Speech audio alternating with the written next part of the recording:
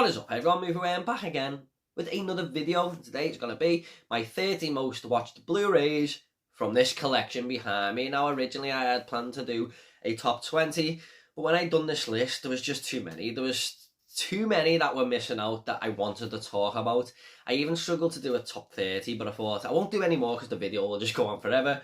But these 30 are movies that I can just throw in virtually at any time. I get so much fun out of them. And these aren't the best 30 movies in the world or anything like that. There's just something about them that makes me return. Some of them are just your standard comedies or whatever. Some of them are just generic movies. But the ones that I can't stop watching for certain reasons, which I will get into when I get into them. So, some of these I've owned since the start of my collection as well. And I've just watched them so many times. But there are some movies in here that I would consider masterpieces as well. So it's a bit of a mix there. So let's just get into it with the first film. And this is a box set. And I recognise how great the first movie is. The first movie is one of the best films ever made. But the second one is the one I watch more than anything.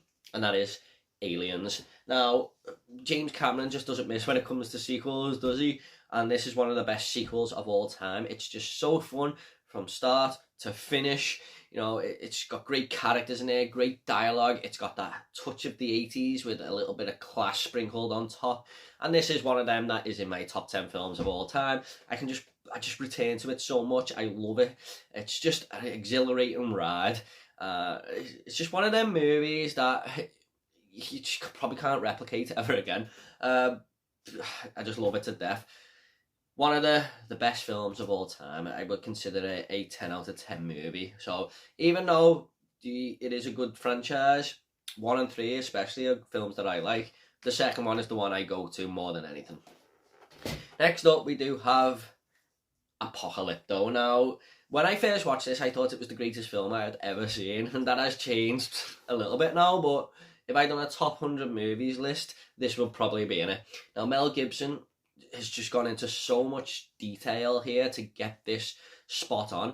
I mean, all the characters in here are speaking in a different language. You know, he hasn't done the easy way out and made everyone just speak American and stuff.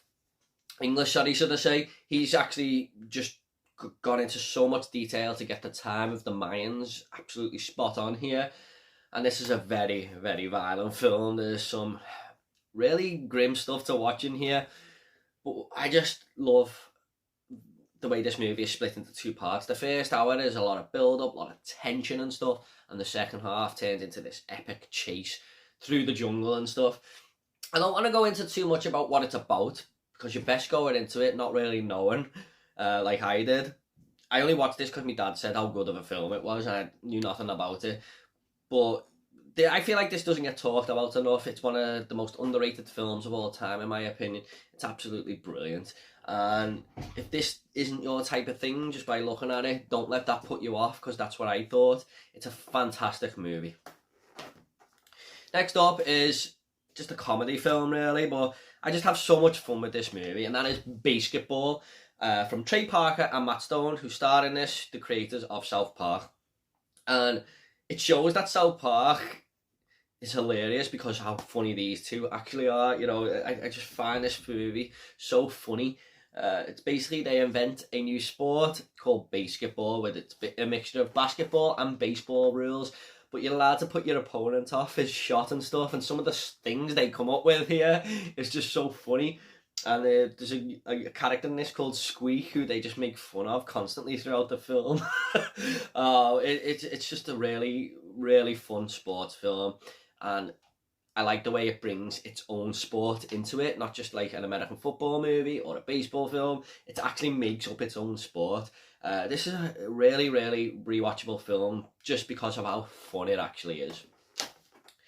Next up is Tim Burton's Batman. Now, I will admit this isn't the best Batman movie, but it's the one I watched the most. I actually went to cinema last year to watch this, and I realised how good it actually was. I've watched this from such a young age, constantly. I just love the whole look of Gotham. I love the Joker character. I love Michael Keaton as Batman. And it's just an epic movie, it really is. I love the third act as well, all around the Gotham City and the cathedral. it's just got so much great things going for it. I'm excited to see Michael Keaton again in The Flash as Batman, to see what's going on with his character and stuff. But Jack Nicholson is not one that really gets talked about in the best Jokers, because it's all about Joaquin Phoenix and Heath Ledger now. But Jack Nicholson, when I watched this at the cinema, I realised how amazing he actually is as this character. He does such a great job. I love Tim Burton's Batman. I think it's amazing. Can't wait for The Batman, coming by Matt Reeves as well. Brilliant movie, the Batman from Tim Burton. Next up we have Blow. This is a gangster movie about George Young, who gets in with Pablo Escobar and becomes the biggest cocaine seller in America, biggest cocaine drug lord, if you like. But it's all about his life, as a kid growing up. He starts selling marijuana and then goes to prison, meets this other guy, and then he teaches him that he should get into the cocaine business, really. But it's just really all about his life, and Johnny Depp narrates the movie as well. I like it when films do that. But I think Johnny Depp in here is one of his best performances. I love the character of George Young. He's just like really cool, and just one of them you just have fun with. Like it's a gangster movie, but there's fun in there as well, if you like. Great film, and it's just got that sprinkle on it that makes you come back for more. I've seen this movie so many times. I absolutely love it. I borrowed it to my friend in work, and he came back and said, "That's the best movie I have ever seen." So if you haven't seen Blow, definitely worth checking out. Next up is The Burbs with Tom Hanks. Now, when I first watched this, my uncle was babysitting me and my sister, and he said, "Right, we're watching this movie, it's on TV," because we were looking for like a movie to watch for my video collection, and he looked at the TV guide and said, "We'll watch The Burbs, trust me." And it's basically about Tom Hanks, who thinks his neighbours are murderers because they're acting so strange, and him and his friends in the neighbourhood, acting like little children, decide to investigate it. But it's such a funny movie, such a fun one. I actually like it when you meet the Klopeks who live next door. It's a great scene in the house there. Tom Hanks, when he done comedy, was really great at it, and this is a prime example of that. So it's just such an easy watch, really. I mean, you can just throw it on and not have to think too much about it and just have a fun time. Oh, I love The Burbs, it's great. Next up, we have one of my favourite slasher movies of all time, Child's Play 2. Now, this is Chucky at his absolute best here. I just love the character that they created in the first one, and they knew what they had and went with it in this one. It has all the best Chucky one-liners, some great kills. The third act is amazing, with Chucky chasing Andy around that toy factory. And this has a runtime of 1 hour and 20 minutes, so it's one of them that just flies by because you're having so much fun with it. This is when they made slashers constantly, and they were just great. For me, the best one in the franchise. Just such a great film, it really is. Chucky at his absolute best. If you want to watch him, that character, and why he's so great and loved by horror fans, it's because of this movie mainly, I feel. Next up, we have probably one of the greatest films I have ever seen that was made for such a low budget. I'm sure this was made for less than £1 million, and that is Dead Man's Shoes. Now, the budget actually helps the film because it's so realistic the way it's filmed. It's all just based in this little village, and this guy comes and starts terrorising the local drug dealers for a reason, which I won't get into. You're best just watching this film. But Shane Meadows is a brilliant director. He made This Is England and stuff. Everything I've watched by him is epic, but he has such a different feel to the way he makes films, I think. And this is a prime example of that. A lot of people I know have seen this movie and say that they think it's one of the best films of all time as well. And I love recommending this to people who haven't seen it, because I've never heard anyone come out of it and say they didn't enjoy it. Everyone I know loves it, and it's just an incredible movie. Paddy Considine puts a great performance here as this really menacing character, I feel. But there's so many great moments in this film. I have big plans to review this on the channel soon. I'm just trying to get hold of a gas mask for my intro, and then I'll review this movie. Because I've got a nice little intro plan for that. But yeah, as you can see on the back, there is the guy in the gas mask. That's why I want it. But brilliant film. Highly recommend that. Next up is a movie from a franchise, and everyone says the first one is the best, which I do agree with, but this one for me is the most rewatchable. And that is Die Hard with a Vengeance. I forgot to stress at the start of the video, by the way, this isn't in order. This is just alphabetical. So there isn't a ranking list or anything. Die Hard with a Vengeance. Oh, such a great sequel, this one. And, you know, Bruce Willis and Samuel L. Jackson in this movie are just amazing. It's one of the best duos in film history, I feel. I love how they sort of argue all the way through the film, but they both need each other to progress, and getting these bombs disarmed around the city that, what's his name, Jeremy Irons' character has placed around the city. Such a fun time, a great action movie. I absolutely love it. It's just one of them that I can just rewatch over and over and over again. I've seen it so many times. I've seen this one way more than the first. I do, you know, acknowledge that the first one is the better film overall. This is the one that I watch more than anything. I just absolutely adore this movie. Look, man, the 90s were just the best, weren't they? The best decade for me. And I do have a top 20 90s video planned soon, so look out for that. But here's another 90s movie, and that is Face Off. A great action film. The concept is absolutely ridiculous, but it just works. John Travolta and Nicolas Cage swapping faces, so one can take the other down, if you like. It sounds stupid, but if you see the movie, you will know what I mean and how it'll make sense. But I'm sure a lot of people have seen this. Everyone loves this film. It's such a great action movie. The opening 20 minutes is great. Nicolas Cage is such a great bad guy in this.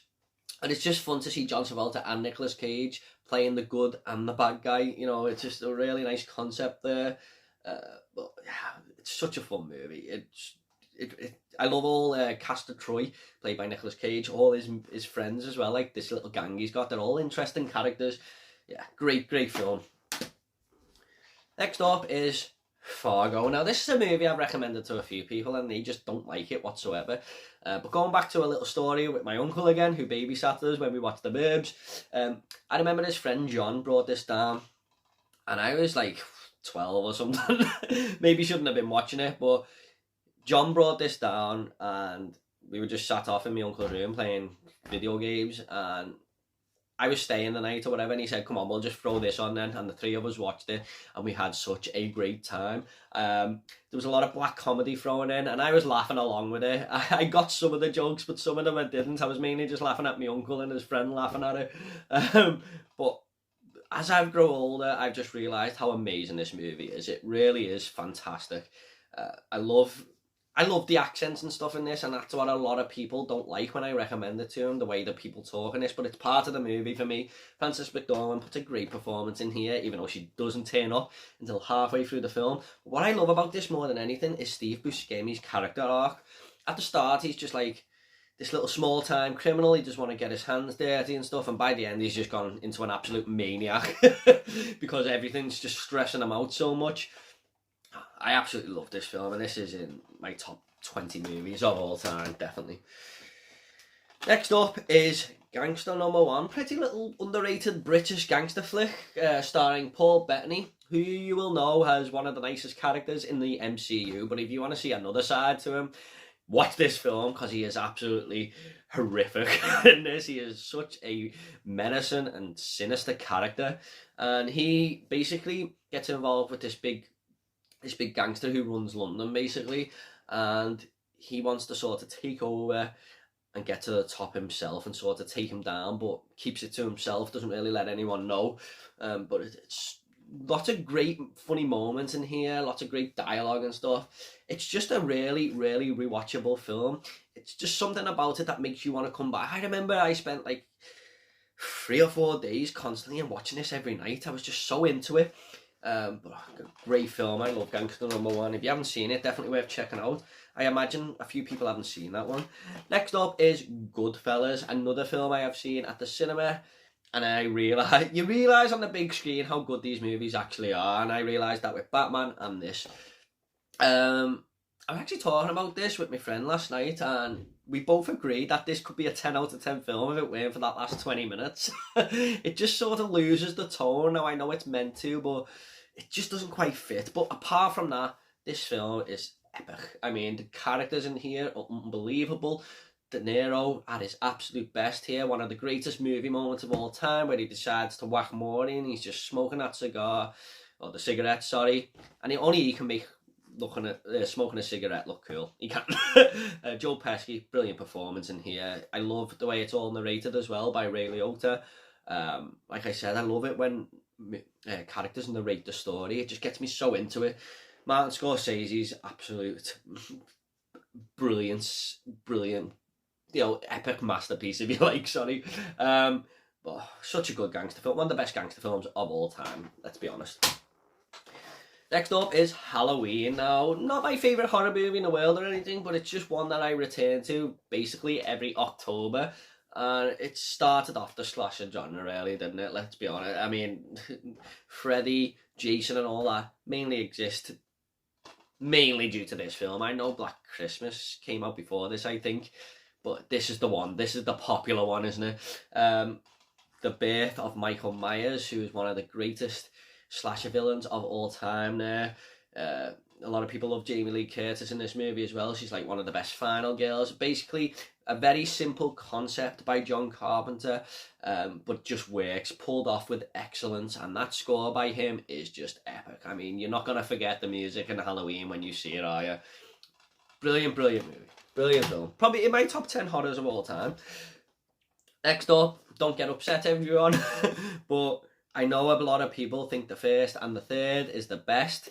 And then maybe they are, but the one I watch more than anything is the second one, The Temple of Doom. It's the first Indiana Jones film I ever seen when I was a kid, and I just realised like how much I love adventure films because of that. It's non-stop from start to finish. It's just keeps going and going and going. It's so entertaining. So many great moments in there. I love the monkey brain scene and stuff. And then when Indy finally finds that little cult below the palace, everything's just going for this film. It's one of the most probably the most darkest in the franchise, which is what I love. It's kind of a horror adventure as well at times. I don't see why people don't really like Temple of Doom. I mean, maybe they like it, but they think it's nowhere near as good as the 1 and 3. But I totally disagree with that. I think it's an epic movie and one of my favourite adventure films of all time. So even Spielberg come out and says he doesn't really like it compared to the other two as much. I don't get it. It's one of them things that I will never understand, because I think it's absolutely brilliant, Temple of Doom. I love Short Round as well.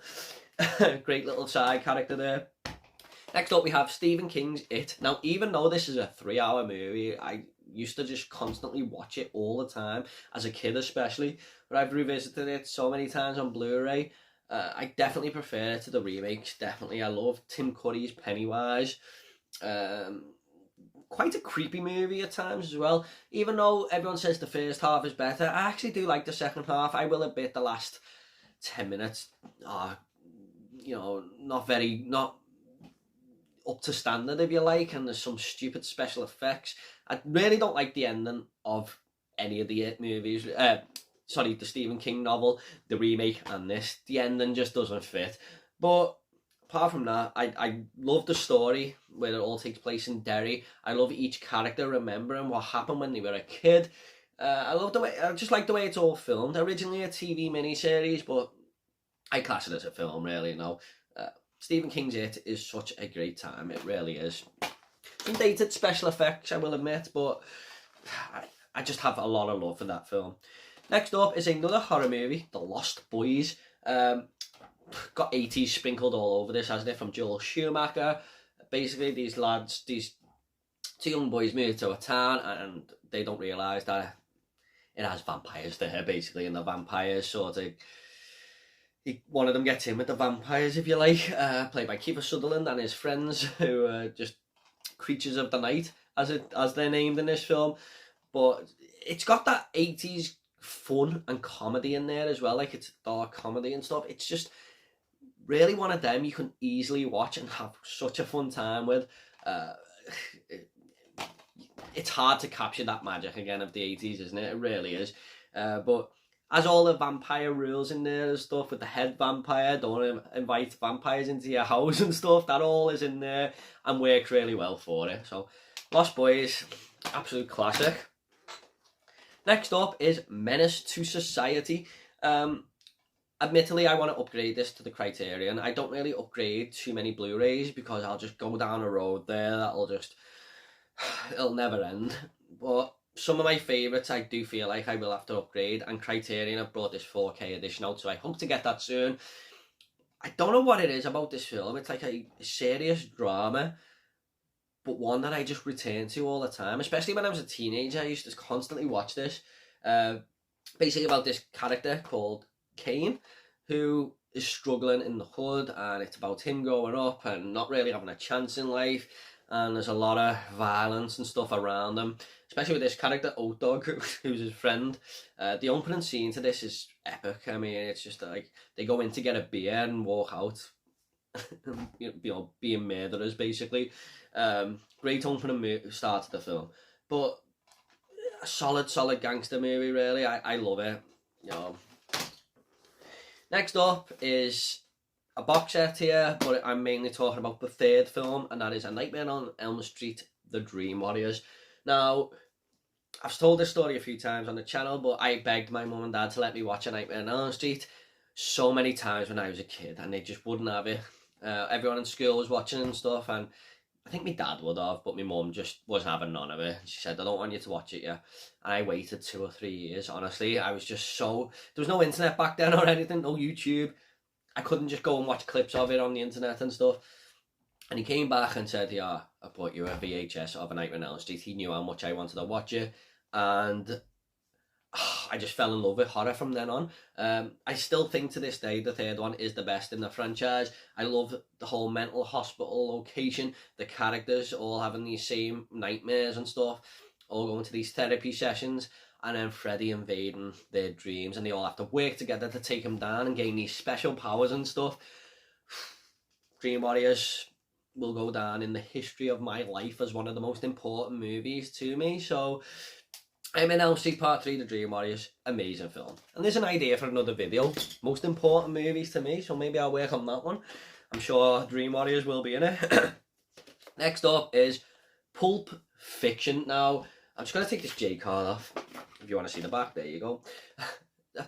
Very strange, the back of that. I mean, Samuel L. Jackson doesn't have a wig on there, but anyway. I watched this, I bought this on DVD back in the day, and I watched it, and it's one of the, might be the only time I've ever done this, but I put the DVD in, and then watched it again straight afterwards. I watched it twice in one day, back to back, because I just couldn't believe what I'd just seen. I knew it was one of them films that everyone loved, and it was one of the best films of all time and stuff. I used to buy the Empire magazine, and it had top 100 films, and Pulp Fiction was high up in the list. And I knew I needed to see it, but I didn't have any idea what it was about. I just knew this poster, which is very infamous right now, isn't it?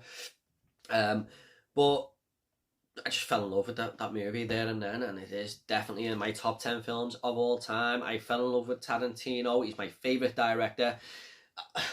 I just couldn't believe what I just watched. It was like this standard... It's just a gangster movie, really, but next minute I'm seeing this gimp come out of a box and Bruce Willis taking him down with a sword, and then I'm watching a restaurant scene at the start of the movie, which I totally forgot about, and next minute these guys are in a restaurant, and I was like, oh my god, it's gonna just go mental here.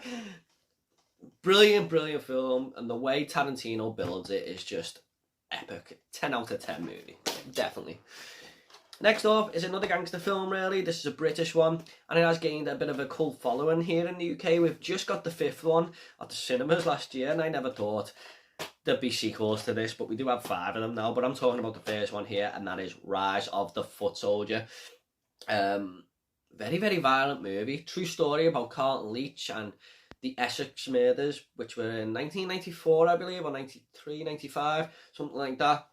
But these 3 main gangsters who were killed in this Range Rover, and it tells the story of that, everything leading up to it. But yeah, basically the life of Carlton Leach, from football hooligan to gangster, and I don't know what it is makes me coming back for this, but it's just such a fun watch while being a very dark and gritty drama at the same time. But it's got Craig Fairbrass in here, who just plays such a great character. He is just a loon ball. He's crazy. And there's a moment in this where he phones up for a pizza and he says, "We can't give you them toppings." And he says, "You better put them on the pizza and I'm going to come down." And the guy on the phone goes, "Yeah, okay, whatever." And then he goes down to this pizza place and just slices his mouth open with a pizza cutter. That's the type of character he is in this film. And you got Teddy Stone as Tony Tucker and stuff. Roland Manukian as Craig Fairbrass, as Craig Rolfe. And all these characters are just great. Really, really great movie. I highly recommend this if you haven't seen it. There's a reason why I go back to this. You only have to look at the cult following that here in the UK of how many people love this movie. It's great. Next up, we have my favourite film of all time. Not the best, but my personal favourite, because this is the movie I have watched more than any other. And just talking about it now makes me want to go and watch it. And it's on my t-shirt as well, as you can tell. Robocop. I never know where to start when I pick this movie up, because it's just so many things I love about it. It's just a fun 80s, entertaining, brilliant film. And very, very violent as well. I mean, if this was made today, I'm sure they'd tone it down to get maybe a 15 certificate or something, so everyone would go and see it in the cinema, but this holds no bars. One of the violentest films I've ever seen, actually. But it's just basically about the officer, Alex J. Murphy, who is murdered by Clarence and his gang, and he is sort of saved at the last minute and turned into this robot called Robocop, who patrols the streets and fights crime, but it's all... He's owned by OCP, who run the police, and they're sort of corrupt and stuff. There's a lot of things going for this film, but my main reason I love this is because of the villain, Clarence Bodiger, and his friends, who are like this little gang. Every time they're on screen, I just laugh my ass off. It's so much black comedy in here that's captured perfectly by Paul Verhoeven.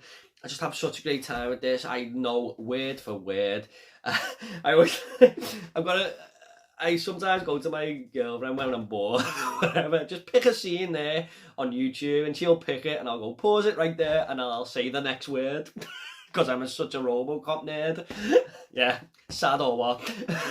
But I just absolutely adore this movie. I love it to death. If you haven't seen Robocop, please watch it, please. They don't make movies like that anymore, I can tell you that one. Next up is the third in this franchise. I love the whole franchise anyway, even the fifth one, which people don't like, I'll watch it. But the third one is the one I watch more than anything, and that is Rocky 3. It's one of the first VHSs I ever owned. That and Home Alone 2. They're the first two I remember ever owning. I used to just constantly watch them two films back to back. What I love about 3 is Clubber Lang. I think he's the best opponent Rocky fights. He's just such a menace and just really always angry all the time. I just love how he's just constantly got this angry face on him and wants to kill Rocky Balboa. He just wants to get in that ring and pound his face in.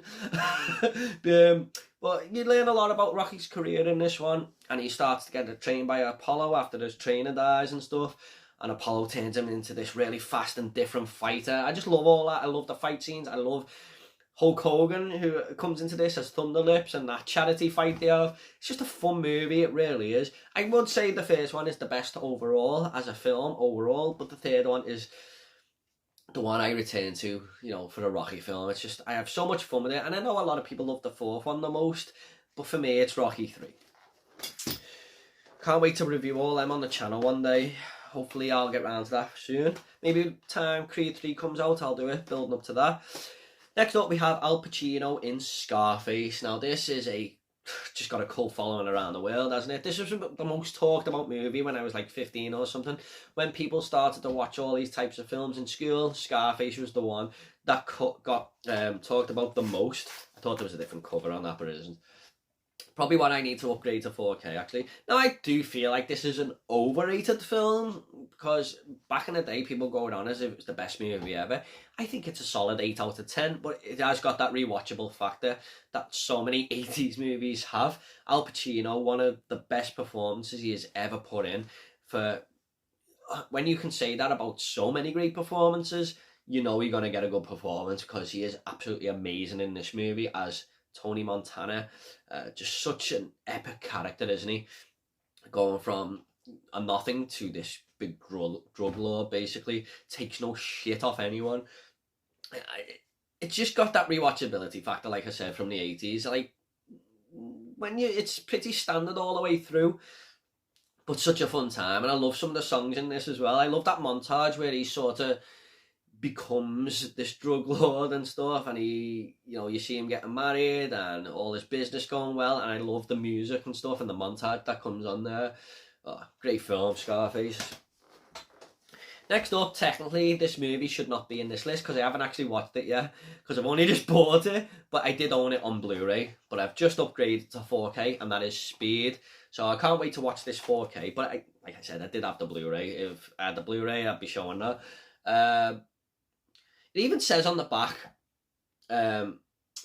something about insanely rewatchable. So that tells you everything, doesn't it? Basically, Keanu Reeves has to stop this bomb on a bus, but it's just a non-stop thrill ride from start to finish. The Speed title is lived up to by what goes on in this movie. The bus has to stay over 50 miles an hour, and it comes across so many obstacles to keep going. There's even a gap in the motorway at one point, and they have to jump it. Dennis Hopper, great villain in this. Love the chemistry between Keanu Reeves and Sandra Bullock. And Keanu Reeves, a lot of people say he's not a good actor. What? I think he is. I have such a fun time with this movie. It's such a great action film, kind of like Die Hard 3 and stuff that I showed before. And Face Off, just one of them action movies that is so rewatchable. I absolutely adore Speed. Probably, along with Robocop and a movie that I'm going to show in a minute, my most watched movie of all time. If I've done a top 3, it'd be Robocop, Speed, and something else, which I'll get to in a minute. Next up is Stand By Me. I remember when I was a kid and I went to my mum's friend's house and her son was watching Stand By Me, and I just started watching it. I was like, what's this? And then it was the scene where they have to run from the train because they're walking across that bridge and the train comes. I was like, oh, can I borrow this movie? Anyway, yeah, go on. So ever since then, I fell in love with it. I owned it on VHS, DVD, and now Blu-ray. So you can probably guess I probably will upgrade it to 4K at some point. I just love these 4 characters, the chemistry they have on screen, going on this adventure. They don't really know where they're gonna... They know what they're looking for, but they don't really know what's ahead of them. Like I said, the train scene and stuff. And have to camp out in the middle of nowhere. It's all a story about growing up. It's a coming-of-age film. But these 4 characters just make the film. So many great performances from all 4 of them. River Phoenix, Will Wheaton, Corey Feldman, and Jerry O'Connell. And you got Kiefer Sutherland in there, who's like the sort of trying to... They're basically going to look for a dead body, but Kiefer Sutherland and his friends want to get there before them. And he's just a horrible character in this, Kiefer Sutherland's character. But yeah, brilliant film. And there's a moment towards the end where it just breaks up the film in such a fun way, with the pie eating contest. Probably my favourite scene in the movie, actually, when Gordy tells the story and we see it for ourselves, the story he's telling. I love Stand By Me, it's great. Now, next up, I did actually cheat here. I know this is called 30 movies for my collection that I watch constantly, but it's actually 31 because I've just done these as a little double bill. And along with Speed and Robocop, the second one in this is my most watched movie of all time, them 3. But I've got both of them here. Terminator, should go that way really. Terminator 1 and Terminator 2 Judgment Day. Now, admittedly, I watched Terminator 2 more than Terminator 1, but I have seen this so many times as well. James Cameron, once again, my friend, don't get your hopes down about Avatar 2, because I'm willing to bet that he makes something amazing out of that. When Cameron puts his head on something, he puts all the effort in. Terminator 1 and 2, yeah. You will never replicate what these two have in this franchise ever again. I will be amazed if anyone can. Arnold Schwarzenegger, this is why he's my hero, because of these 2 films. I just absolutely fell in love with them. And when I watched the second one, I actually watched the second one before the first when I was a kid, because my mum didn't really want me watching the first one because of the sex scene. But she let me watch number 2 when I was a kid, and I think that's what made me actually fall in love with films, to be honest.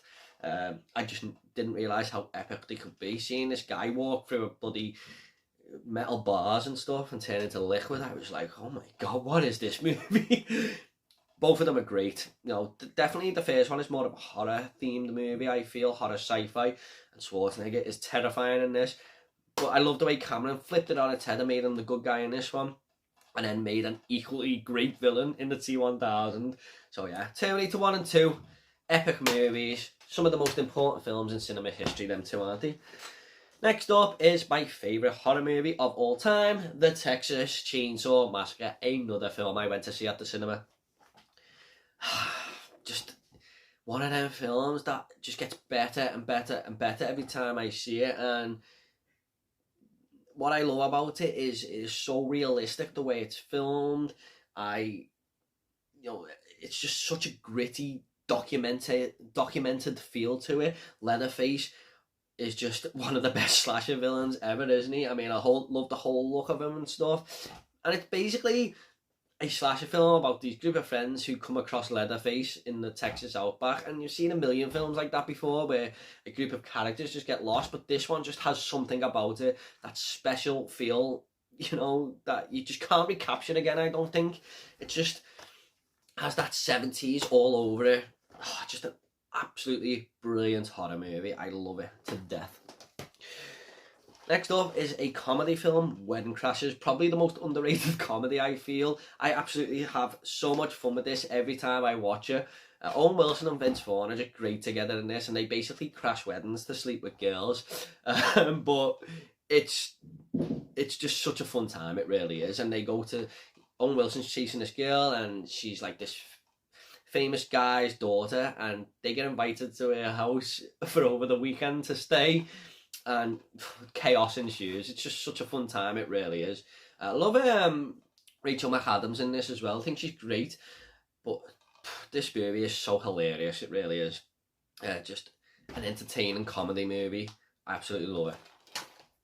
And last up we have The Witches. Now this is quite a scary movie made for kids actually, but I used to constantly watch this as a kid. It's one of my favourite films of all time. I love Angelica Houston in this as well as the Grand High Witch. Basically about this young kid called Luke and his grandma who go and stay in this hotel in England, and the witches turn up, and his grandma's been telling them stories about witches and how they're real and stuff, and they all turn up to this hotel, and it's just really, really great movie it is, but it's very dark in places. At the start of this film, some girl is kidnapped by a witch, and I think it's really brutal for kids, actually. I mean, I don't think they put that in kids' horror movies these days, so it's a nice little, dark feel to it there. And as a kid, it makes you think, you better watch out for witches there, when you're not old enough to understand and stuff. So I remember when I was a kid, I was just like, oh, this is really creeping me out and stuff. The Witch is a great film. I absolutely love it. The remake is not great. If you're going to watch one of them, go to that one. Okay, guys, I hope you all enjoyed this top 30 most rewatchable films in my collection. Hopefully, I'll be able to do some more physical media videos going forward, because I know a lot of people love watching them. When you look at the views on your channel, it just says it all, doesn't it? I mean, a lot of people do love physical media, so I'll try and do a lot more of these on the channel this year. So what did you all think of these rewatchable movies?